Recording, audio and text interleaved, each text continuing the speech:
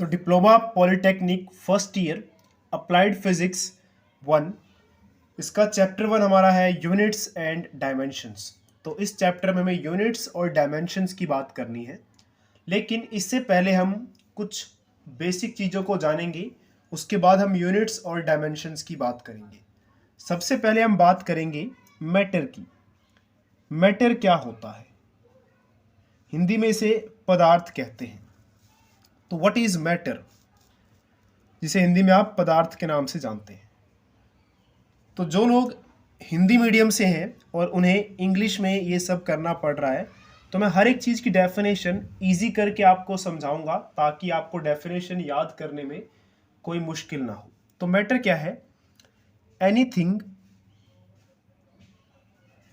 विच occupies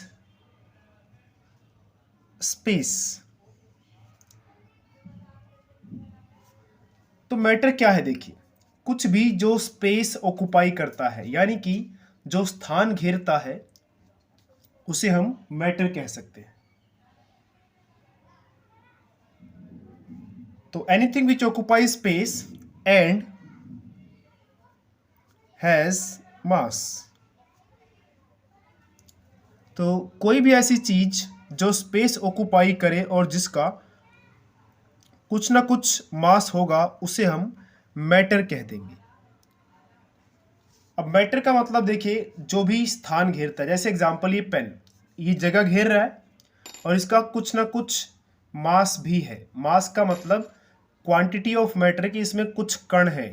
ये पूरा का पूरा पेन किससे बना हुआ है? कुछ पार्टिकल से, कुछ कणों से।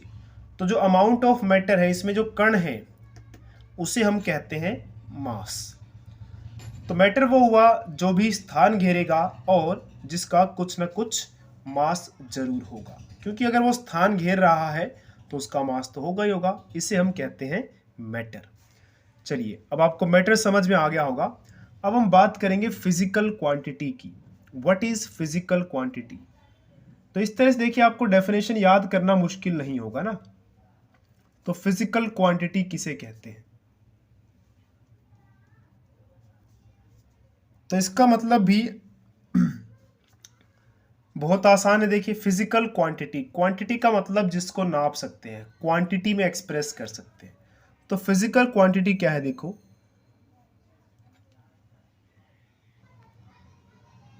तो देखिए, एनीथिंग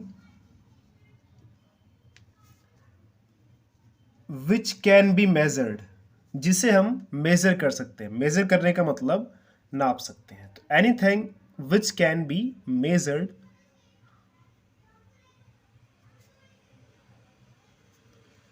डायरेक्टली और इनडायरेक्टली, जिसे हम चाहे डायरेक्टली नाप लें या इनडायरेक्टली नाप लें,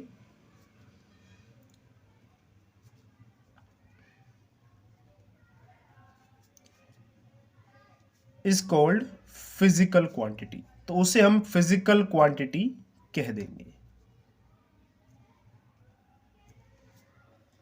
तो फिजिकल क्वांटिटी उसे कहा जाएगा जिसे हम नाप सकते हैं डायरेक्टली या इनडायरेक्टली। जैसे कि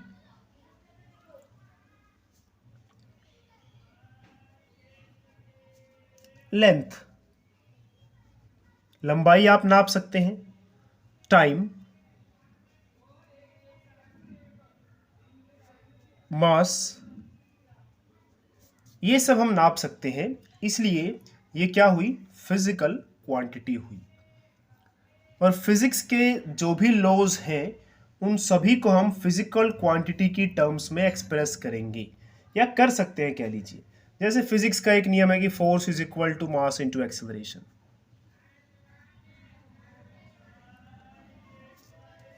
तो ये फोर्स का फॉर्मूला है, force is equal to mass into acceleration. अगर आपको नहीं पता, चलिए कोई बात नहीं, सिंपल सी चीज की बात करते हैं। स्पीड, जिसे आपने पढ़ा ही होगा, speed is equal to distance upon time.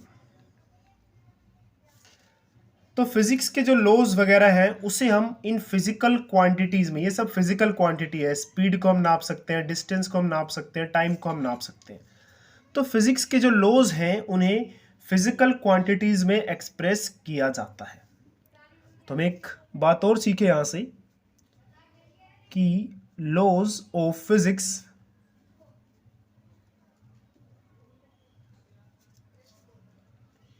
Are expressed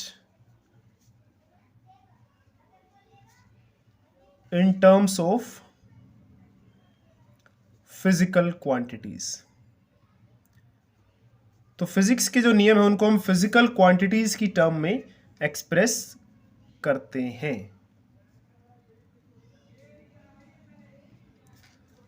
तो ये बात हो गई फिजिकल क्वांटिटी की। आगे थोड़ा और बढ़ते हैं और कुछ जानते हैं फिजिकल क्वांटिटीज के बारे में। तो फिजिकल क्वांटिटी जो है वो दो तरह की होती है। तो physical quantity is of two types.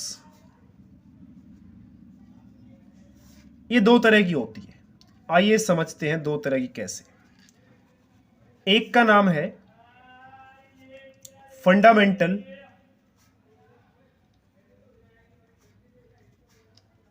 Physical quantity,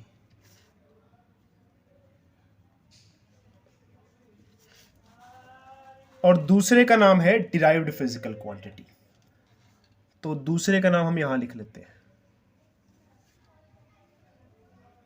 derived physical quantity. तो अभी तक हमने ये देखा कि फिजिकल क्वांटिटी उसे कहते हैं जिसे हम नाप सकते हैं। अब जो फिजिकल क्वांटिटी है वो दो तरह की होती है, तो फंडामेंटल फिजिकल क्वांटिटी या फिर डिराइव्ड फिजिकल क्वांटिटी। पहले हम फंडामेंटल फिजिकल क्वांटिटी की बात करेंगे। फंडामेंटल का मतलब क्या होता है? देखिए, फंडामेंटल या बेस भी कह लीजिए, इसे हम बेस भी कह देते हैं। तो फंडामेंटल या बेस फिजिकल क्वांटिटी का मतलब क्या है? ये बेस है। बेस का मतलब क्या होता है? देखिए, जैसे घर में बेस बना होता है, नींव बनी होती है ना घर की, तो नींव के बिना घर टिक ही नहीं सकता।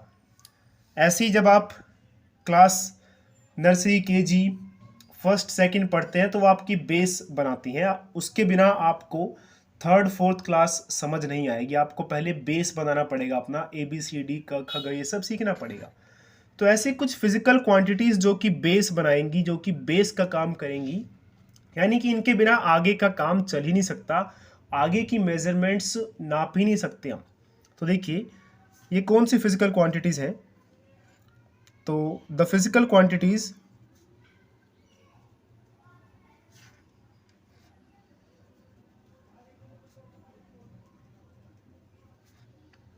which cannot be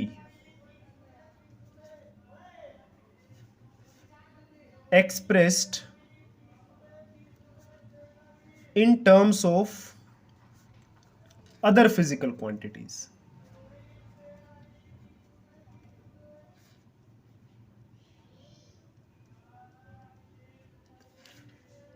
तो फंडामेंटल फिजिकल क्वांटिटी देखिए उसे कहा जाएगा ऐसी क्वांटिटीज जो कि हम एक्सप्रेस नहीं कर सकते दूसरी अदर फिजिकल क्वांटिटीज में, यानी कि इनका खुद का होना जरूरी है क्योंकि इनको दूसरों के टर्म्स में एक्सप्रेस नहीं किया जा सकता। जैसे देखिए, फॉर एग्जांपल,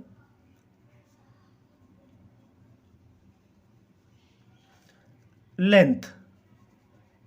अब आपको लंबाई नापनी है तो आपके पास एक फिजिकल क्वांटिटी होनी चाहिए, लेंथ, क्योंकि लेंथ को आप टाइम वाली फिजिकल क्वांटिटी यूज करके नहीं एक्सप्रेस कर सकते। तो लंबाई को नापने के लिए लेंथ वाली फिजिकल क्वांटिटी का होना बहुत जरूरी है। ऐसे ही टाइम, टाइम को आप लंबाई से नहीं नाप सकते, टाइम के लिए आपके पास टाइम वाली फिजिकल क्वांटिटी होनी चाहिए। तो ये बेस बना रही है ना, ये सब होंगी तभी जाके बाकी कोई और फिजिकल क्वांटिटीज हो सकती हैं। फंडामेंटल है। फंडामेंटल इसलिए क्योंकि ये बेसिक हैं, इनका होना सबसे ज़्यादा ज़रूरी है। इसको आप ऐसे समझिए जैसे हम ABCD सीखते हैं, तो ABCD A to Z आपको आना ज़रूरी है। अगर आपको A to Z नहीं आता या फिर A से लेके Z तक हमारे पास लेटर्स नहीं होंगे, अल्फ़ाबेट्स नहीं होंगे, तो आप उनसे वर्ड्स नहीं बना सकते। जैसे कि मोम, डैड, ये सब वर्ड बनाने हैं तो इसमें ABCD लग रहा है ना, तो ABCD क्या है? एक तरह से कह लीजिए बेस या फंडामेंटल चीज़ है, क्योंकि वो A जो है A का काम B नहीं कर सकता, A का काम A ही करेगा, B का काम B ही करेगा। तो इसी तरह से ये फिजिकल क्वांटिटीज जो दूसरों के टर्म्स में एक्सप्रेस नहीं हो सकती, उनका खुद का होना ज़रूरी है। क्योंकि दूसरे उन्हें एक्सप्रेस ही नहीं कर सकती। लंबाई को सिर्फ लंबाई ही एक्सप्रेस कर सकती है, टाइम नहीं एक्सप्रेस कर सकता।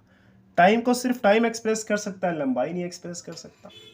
तो इस तरह से हमने देखा कि ये फंडामेंटल क्वांटिटीज़ हैं। ऐसी 7 फंडामेंटल क्वांटिटीज़ होती हैं और बाकी सब जो है वो इन्हीं से बन जाती हैं। जैसे A to Z मैंने कहा ना 26 हमारे पास अल्फ़ाबेट्स हैं। इससे हम चाहे तो कितने भी अक्षर बना लें, मोम, dad, father, mother, grandfather, grandmother, brother, sister, कुछ भी बना सकते हैं ना। लेकिन A to Z ये 26 अक्षरों का होना ज़रूरी है। तो ऐसे ही फंडामेंटल फिजिकल क्वांटिटीज़ कितनी होती हैं? 7 होती हैं। अच्छा, फंडामेंटल फिजिकल क्वांटिटी हमने देखा कि लंबाई का टाइम से कोई लेना देना नहीं है। लंबाई अपनी जगह पर, टाइम अपनी जगह पर। तो हम ये भी कह सकते हैं कि जो फंडामेंटल फिजिकल क्वांटिटीज़ होती हैं वो एक दूसरे से इंडिपेंडेंट होती हैं। तो independent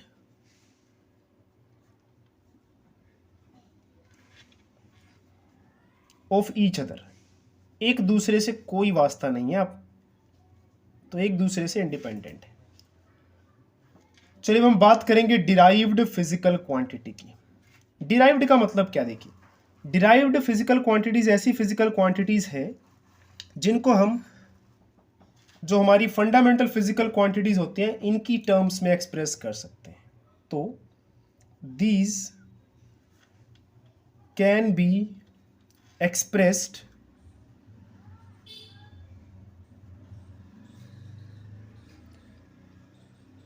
in terms of fundamental physical quantities।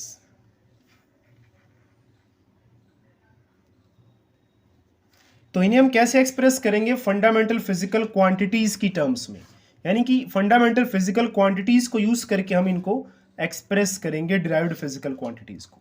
जैसे देखिए, स्पीड है, ये एक डिराइव्ड फिजिकल क्वांटिटी है, क्योंकि स्पीड में आपको क्या चाहिए होगा? Distance upon time. तो स्पीड के लिए आपने एक फंडामेंटल फिजिकल क्वांटिटी यूज करी, एक तो लंबाई।